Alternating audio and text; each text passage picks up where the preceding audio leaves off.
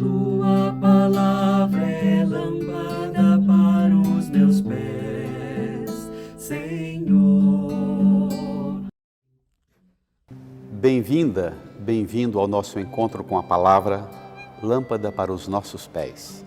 Em nome do Pai, e do Filho, e do Espírito Santo. Amém. Para este sexto domingo do tempo comum, a Igreja propõe o Evangelho de Lucas, capítulo 6, versos 17, 20 a 26. Naquele tempo, Jesus desceu da montanha com os discípulos e parou num lugar plano. Ali estavam muitos dos seus discípulos e grande multidão de gente de toda a Judéia e de Jerusalém, do litoral de Tiro e Sidônia. E, levantando os olhos para os seus discípulos, disse: Bem-aventurados, vós os pobres, porque vosso é o reino de Deus. Bem-aventurados vós, que agora tendes fome, porque sereis saciados. Bem-aventurados vós, que agora chorais, porque havereis de rir. Bem-aventurados sereis quando os homens vos odiarem, vos expulsarem, vos insultarem e amaldiçoarem o vosso nome, por causa do Filho do Homem. Alegrai-vos nesse dia e exultai, pois será grande a vossa recompensa no céu. Porque era assim que os antepassados deles tratavam os profetas. Mas, ai de vós, ricos, porque já tendes vossa consolação. Ai de vós que agora tendes fartura, porque passareis fome. Ai de vós que agora rides, porque tereis luto e lágrimas. Ai de vós quando todos vos elogiam. Era assim que os antepassados deles tratavam os falsos profetas. Amém. Irmãs, irmãos, que alegria avançar com Jesus para águas mais profundas. A partir daquele convite que ele fez a Simão e a decisão de Simão, depois Tiago e João obedecerem, várias coisas aconteceram do capítulo 5, versos 1 a 11, o Evangelho de domingo passado, até aqui nós já estamos em 6, 17, 20 e 26. Aconteceram várias coisas nesse intervalo.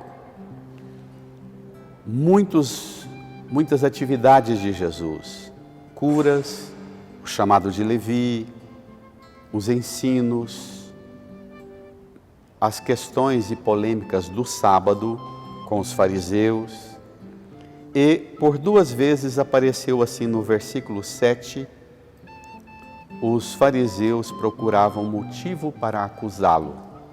E no versículo 11 aparece o seguinte: cheios de furor, procuravam motivo, dizendo entre si: que podemos fazer contra ele? Então, aqui esse texto situa nesse ambiente de rejeição que Jesus enfrenta. Nesse clima de hostilidade frente aos fariseus, aos judeus, ele chama os discípulos e sobe a montanha, passa a noite em oração e, no final de sua vigília de oração, dentre os discípulos, ele escolhe os 12, a quem ele chama de apóstolos. É assim que o texto de hoje é situado. Jesus desce da montanha com os discípulos, depois de uma noite de oração, e de instituir os 12 apóstolos. Funda a Santa Igreja, desce da montanha com a igreja fundada, as 12 colunas, para um enfrentamento à altura do que vem. Se pensam que vão sufocar, se pensam que vão calar a Jesus com as ameaças, com as provocações. Pelo contrário, Jesus se eleva, sobe a montanha, conecta-se intimamente com o Pai e a partir dessa conexão desce do monte com as colunas fincadas na rocha, os apóstolos, a Santa Igreja, una, santa, católica e apostólica Igreja, apóstolos, apostólica Igreja. Pronto, desce da montanha para num lugar plano.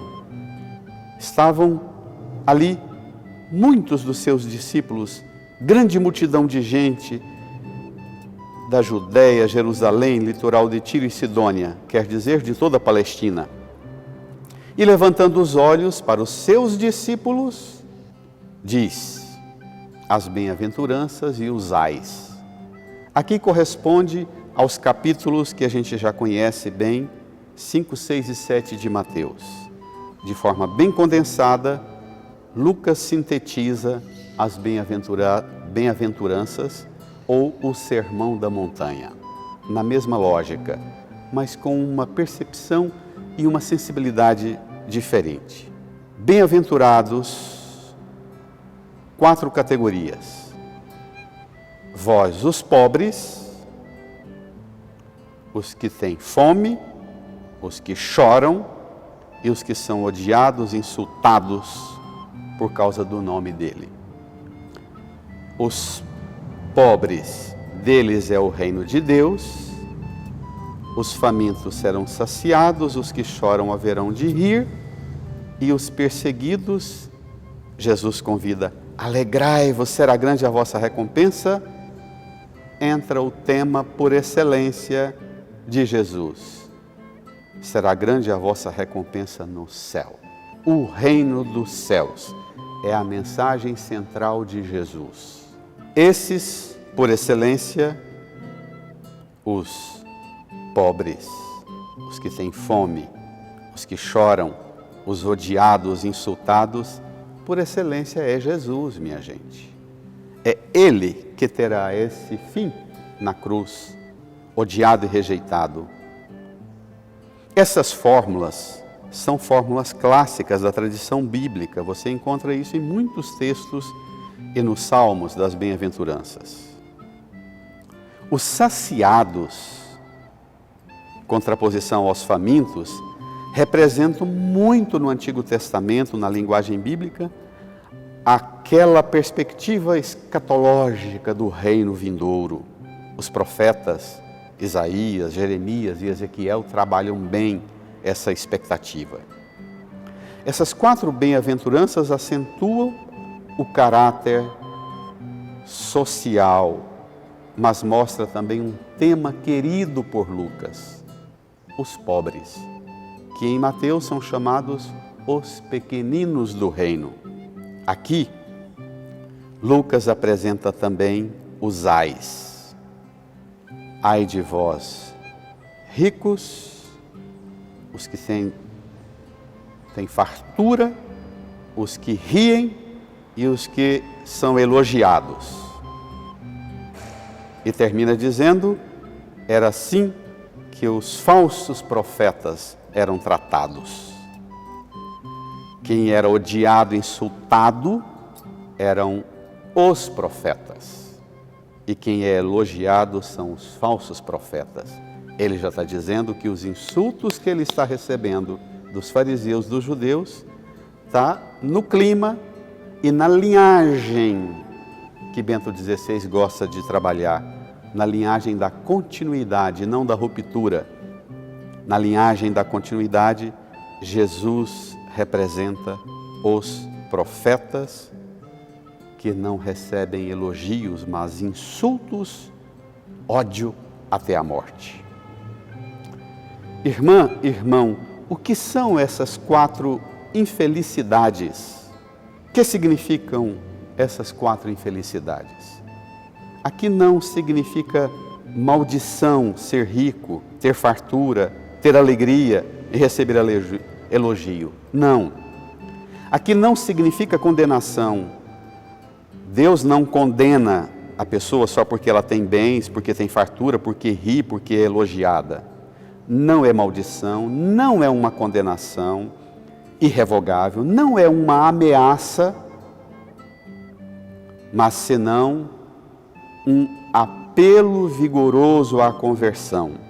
A finalidade das bem-aventuranças de Lucas é prometer a salvação gratuita aos que hoje são infelizes, aos pobres deste mundo.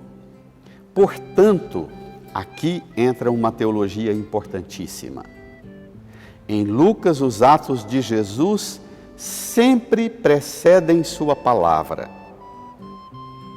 Lucas procura aguçar e mostrar que os atos de Jesus, como os discípulos de Emaús, quando estão voltando para Emaús, dizem para Jesus: o que aconteceu com Jesus, que foi um profeta poderoso em atos e palavras. Os milagres de Jesus, os atos de Jesus, os feitos de Jesus antecedem a palavra para que a palavra seja acolhida com a autoridade do que ele já realizara, diante de Deus e diante de todo o povo. As bem-aventuranças e os ais são um discurso dirigido primeiramente aos discípulos. Quer definir a conduta do discípulo perfeito. Apresenta um realismo eficaz do verdadeiro discípulo que não teme o confronto. A graça da salvação, que são as bem-aventuranças, anunciam: o fiel seguidor de Jesus deve responder a essa aventura com generoso amor e concreto amor. Olha, ser pobre, passar fome, chorar, ser odiado e perseguido, receba as bem-aventuranças com uma resposta de generosidade, de acolhida espontânea à gratuidade de Deus. Não é por merecimento. Os ricos podem comprar, os que têm fartura podem pagar, os elogiados, a própria fama já é o preço. Quem são os pobres que Mateus chama de pequeninos? Primeiro, são os próprios discípulos, a igreja formada pelos pequenos, que não vivem da pompa e da circunstância de uma igreja triunfante, uma igreja narcísica voltada para si mesma, cheia de triunfos, de elogios, de títulos, uma igreja toda voltada para si mesma, querendo reconhecimento, aplauso. Os pobres são a marca da liberdade soberana de Deus. É Deus que age. Deus é, por excelência, o bem e a riqueza, a fartura, a alegria. Deus é, por excelência, a vitória sobre todo o mal. Os pobres representam um convite a tudo esperar somente da graça de Deus e não esperar da riqueza, da fartura, da farra e da alegria deste mundo e dos elogios.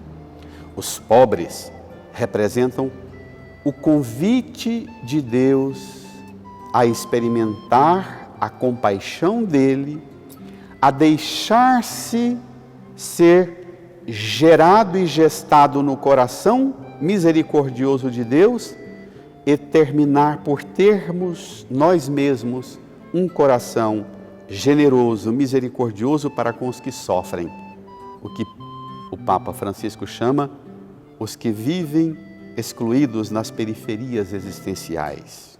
Mas cuidado, todo o resto do Evangelho mostra que não basta ser infeliz e pobre para obter a felicidade do reino. Não! Importa sim acolher e compreender a situação de pobre ou de rico à luz do convite à salvação que Jesus oferece de graça na cruz. Não é o fato de ser pobre ou rico que dá merecimento. mas a forma com que, sendo pobre ou rico, acolhe a salvação. A salvação é de graça e para todos. O resto do Evangelho vai mostrar isso. Caminhemos nessa liberdade, nessa alegria e deixemos que o coração misericordioso de Jesus, manso e humilde, faça manso e humilde o nosso coração. Boa semana. Deus te abençoe. Até a próxima.